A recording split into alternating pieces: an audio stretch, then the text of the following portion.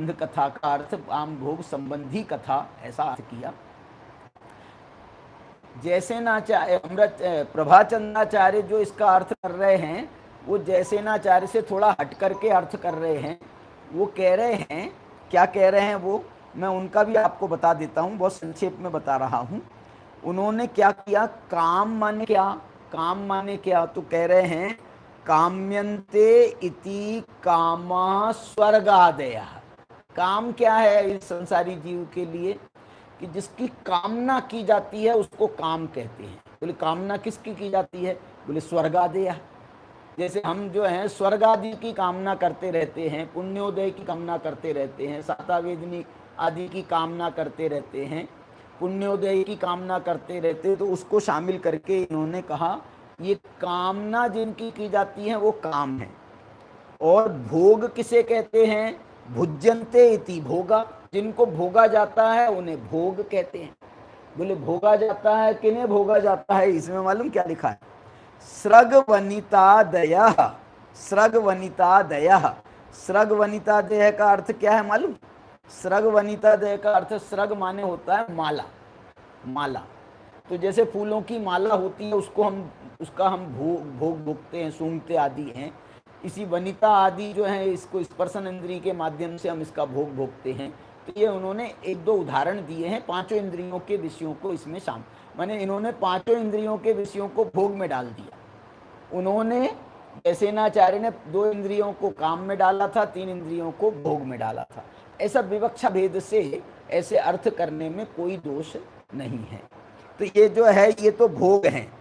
और बोले बंध कथा क्या है, बंध कथा क्या है, तो उन्होंने कहा कि विशेष व्याख्यान किया जाता है उसे बंध कथा, माने जिनका विशेष व्याख्यान हम करते हैं ना, विस्तार से समझाते हैं, उनको कहते हैं बंध कथा। अथवा दूसरा अर्थ ये समझना चाहिए कि हमने बंध कथा का अर्थ पूर्व में कर दिया है, दूसरी गाथा की टीका में, तीसरी गाथा की टीका में।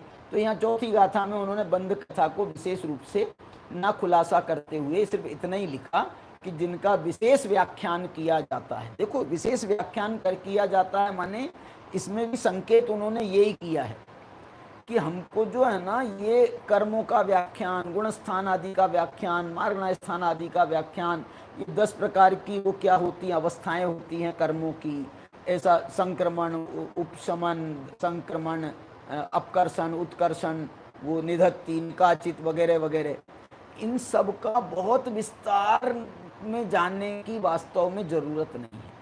इनका बहुत विस्तार में जानने की जरूरत नहीं है। अपना कल्याण करने के लिए वास्तव में गुणस्थान आदि को कितना जानना, मैं अत्यंत संक्षेप में बताऊं ना आपको, अत्यंत संक्षेप में, तो गुणस्थान को कितना जानना, तो बोले इतना जानना कि ये गुणस्थान आत्मा का स्वरूप नहीं है। कर्मों को कितना जानना, तो ये कर्म आत्मा का स्वरूप नहीं है। मार्ग स्थान को कितना जानना कि ये आत्मा का स्वरूप नहीं है।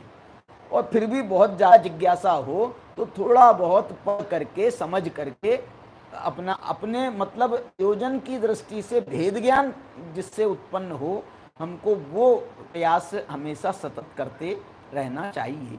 इस प्रकार से जो है ये आज की चर्चा में मैंने ये चौथी गाथा का और थोड़ी सी चर्चा आपके साथ में की है। अपन इस चौथी गाथा को एक बार पुनः स्मरण करते हैं और इसके बाद में आज की चर्चा को विराम देते हैं, समय हो गया है।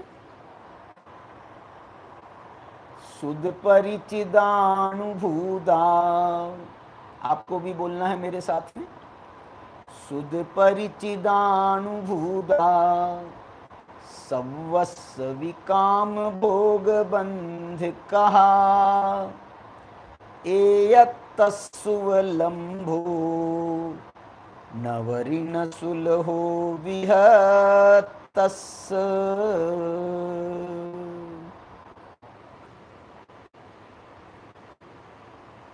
जिनवाणी स्तुति करते हैं, नमः समय साराय स्वानुभूत्या चकासते, चित्स्वभावाय भावाय सर्वभावान्तरच्छिदे।